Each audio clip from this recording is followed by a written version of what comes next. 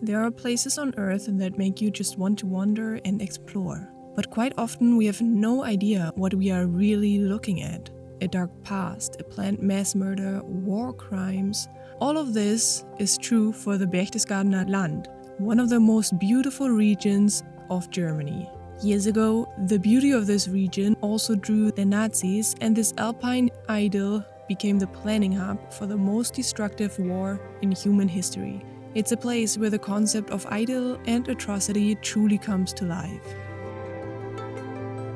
Welcome to today's video, in which we are once more going to explore the history of my country, Germany.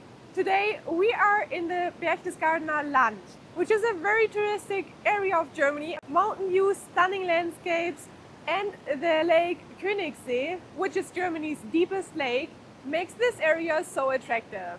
But where there's beauty, there's also darkness. Specifically here, a lot of crimes of World War II have been planned and organized. So in today's video, we will go up the mountain Obersalzberg and explore places such as the Eagle's Nest and the Berghof, two iconic locations and also important ones for Hitler and his Nazis. Our very first stop is the Obersalzberg. Specifically, we are at the place where there used to be the Berghof. The Berghof was one of Hitler's official residencies. More than 100 years ago, this used to be a small area for farmers, and it had a few guest houses. But once Hitler started vacationing here in the area, in a rather small house, which he later on expanded into his Berghof, the Nazis ensured that all of the people that used to live here in the area left. They were forced to leave their homes so that this area here was reserved only for Hitler and his Nazis. Here behind me you can see what used to be the big terrace of the Berghof.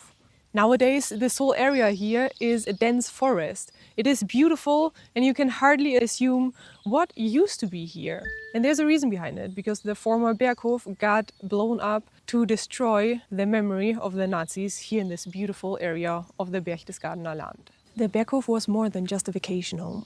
It quickly became the second seat of Hitler's government. He spent about 1/4 of his time here at the Berghof. Other high-ranking Nazis built their houses in the surrounding area, such as Hermann Göring, and it quickly became an area that was made for the Nazi community. It was exactly here at the Berghof where a lot of crimes have been planned and organized, such as the attack on Poland, on the Soviet Union, as well as the genocide. Hitler was last seen here at the Berghof in 1944. On April 25th of 1945, the Royal Air Force started to bomb this whole area, including the Obersalzberg. A lot of things in the valley got destroyed. While the Eagle's Nest didn't get hit, the Berghof got heavily bombed. In May 1945, before the Allied soldiers were able to discover the Berghof, the SS burned the remaining ruins. But the ruins remained until 1952. It was then that people decided to completely blow up the Berghof and to plant trees here in the area to completely destroy the presence of this very dark place. The only thing that nowadays remains are these walls that you can see here in the background. These are still standing walls of the Berghof. But the Berghof wasn't everything in this area. There are further buildings and even an incredibly well-engineered bunker system that is below the Berghof and below this whole area. It is a place that you can visit by entering the documentation center that is just a few meters away from the old Berghof ruins. It's a place where you can learn about the history, about the whole area, and where you can actually see the bunker system that was built to protect Hitler, his family, and other high-ranking Nazis. And it was an impressive complex, a kilometer-long bunker system that was actually made to live there. For only €3 you can visit this documentation center. I believe that is quite affordable, and also that it is a must if you truly want to understand the full history of this area.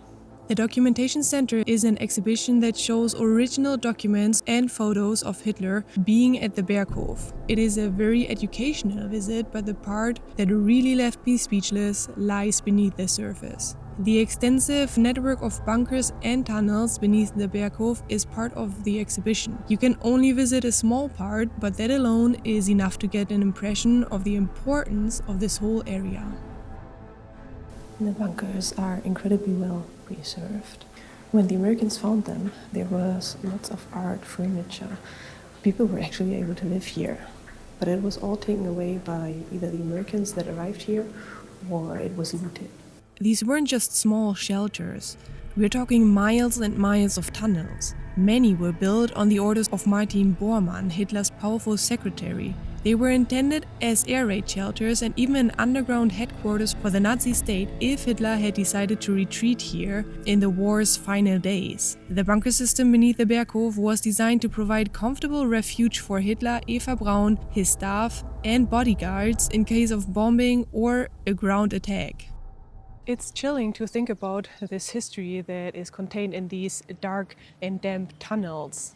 While the Berghof is gone, the tunnel system stands for the insane infrastructure that has been built here in the area for the Nazis and high-ranking leaders.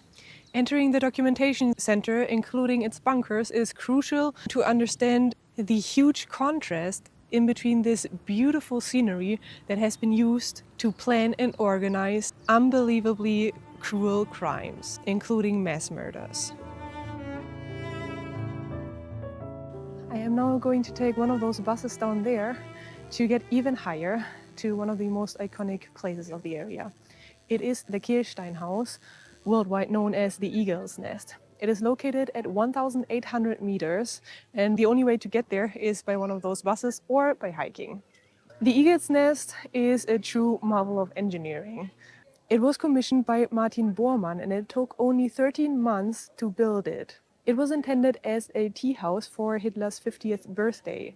And at its time, it was the most expensive project that has been built until that moment in Germany. The ride takes about 20 minutes. You will pass through various tunnels and enjoy stunning views along the way. The bus drops you off in front of a long tunnel. It is the tunnel that leads to a golden elevator that will finally take you up to the Eagle's Nest. I am now walking towards the elevator, and it is being said that Hitler has been quite often driven all the way to the elevator so that he wouldn't have to walk.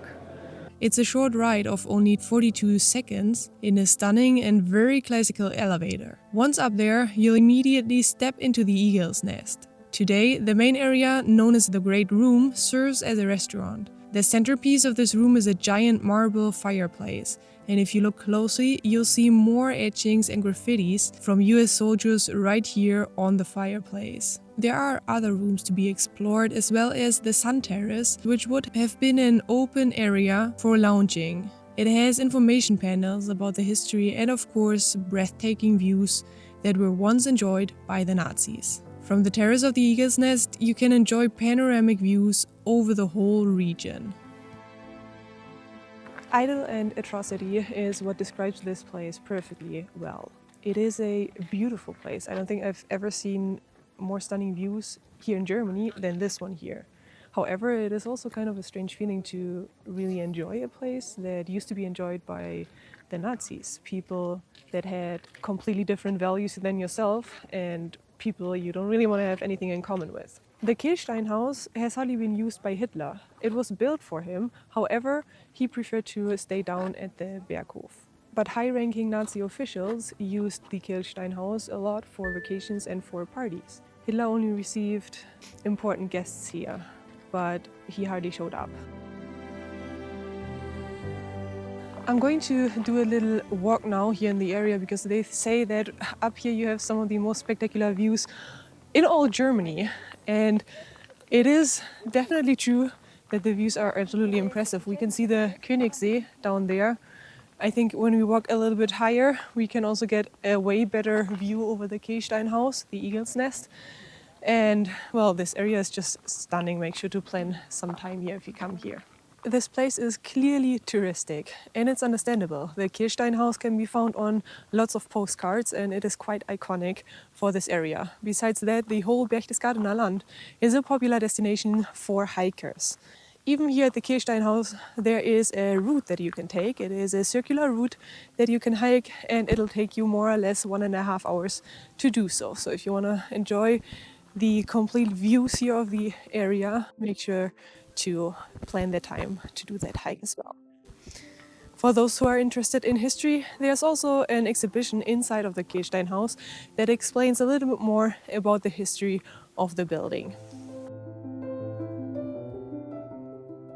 Visiting the Kehlsteinhaus and the Berghof makes you realize that beautiful places like the Berchtesgadener Land can coexist with a very dark history. It is important to visit these kind of places, to learn from our history, and also to deal with that super strong contrast of the idol and the atrocity.